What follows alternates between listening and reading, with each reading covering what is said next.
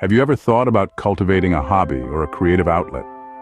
Pondered over the idea of dedicating some time to a passion project that could bring joy and satisfaction? Well, you're not alone. Many people find solace and contentment in pursuing hobbies or creative activities. It's not just about filling up extra time, but also about self-expression, stress relief, and personal development. Consider Jane, a software developer by profession. She discovered the joy of pottery after attending a workshop on a whim.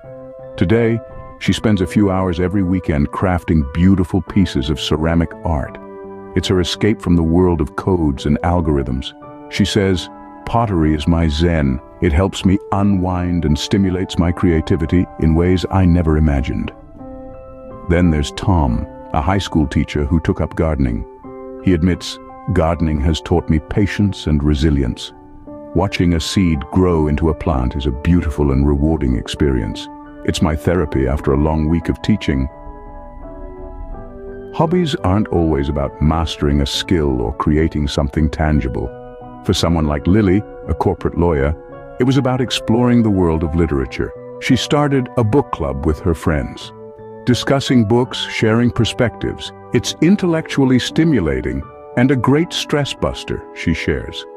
These stories illustrate the power of hobbies and creative outlets.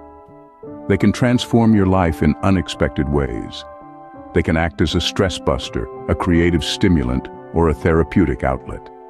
They can help you discover new aspects of your personality, enhance your skills, and add a dash of joy to your life. So, to summarize, cultivating a hobby or a creative outlet has countless benefits. It's not about being the best at something, but about enjoying the process, about expressing yourself, and about finding joy and fulfillment. So, why wait? Find something you love doing, something that sparks your interest, and give it a shot. You never know where it might lead you.